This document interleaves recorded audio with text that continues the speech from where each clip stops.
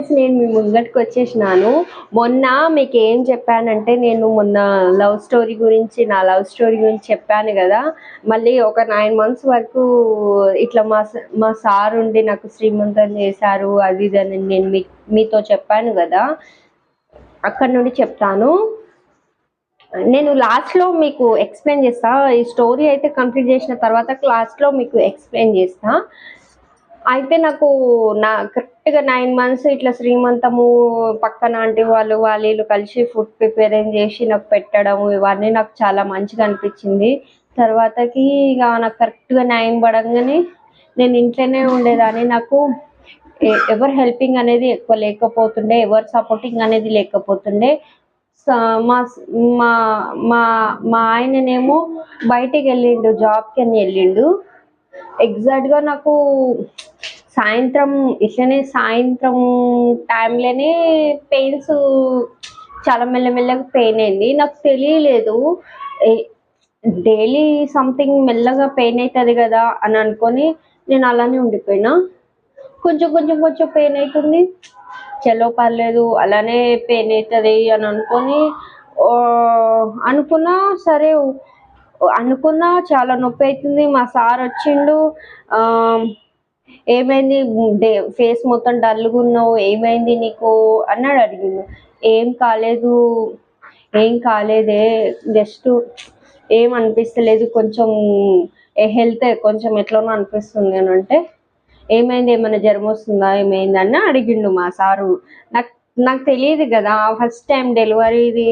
ఎందుకంటే కొంతమంది పెద్ద మనుషులుంటే మనకి ఎక్స్‌ప్లెయిన్ చేసే వాళ్ళుంటే అదొక మంచిగా అనిపిస్తది. మనకి సపోర్టింగ్ అనేదే ఎవరు లేరు. నాకెలా తెలుస్తది ఇంకా మా ఆయనకెవరున్నారు చెప్పనీకి?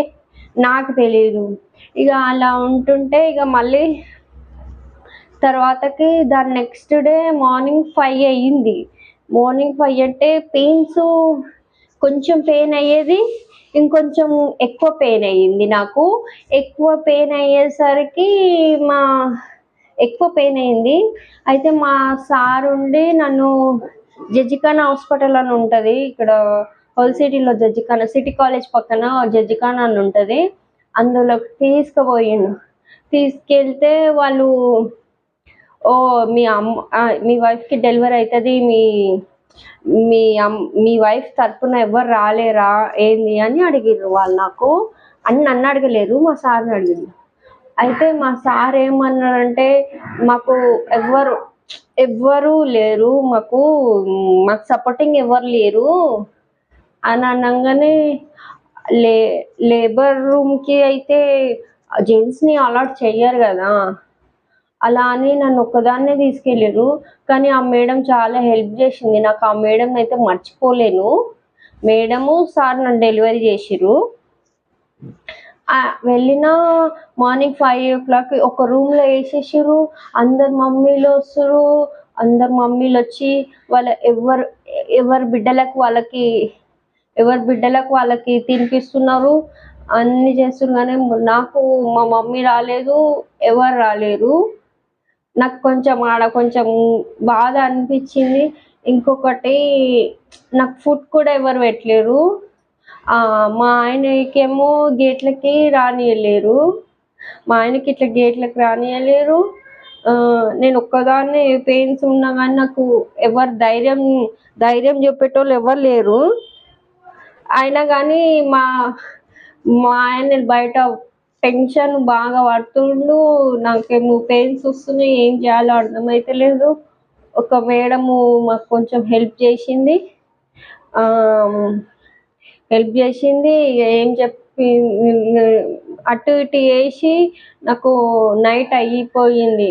ఫుడ్ నాకెవ్వరు తినిపియలేరు. నేనే తిన్నా.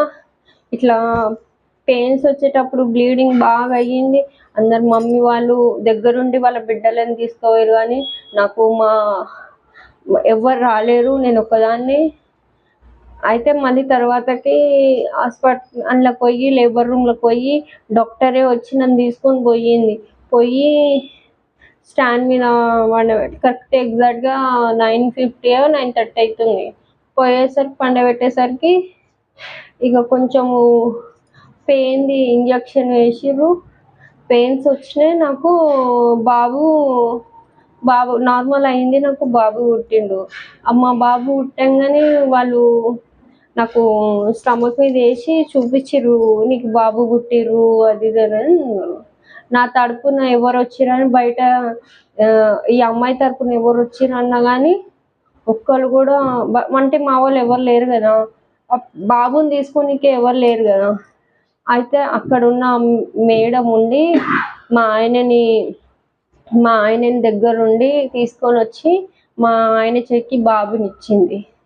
బాబుకి ఇచ్చిన తర్వాతకి నాకు కొంచెము సెలైన్ బాటిలు అది ఇది కొంచెం పెట్టి నన్ను మళ్ళీ నార్మల్కి అమ్మాయి బాగానే ఉంది, అబ్బాయికి చెక్ చేయించింది, అన్నీ చేయించింది, బాగానే ఉందని అన్నాం.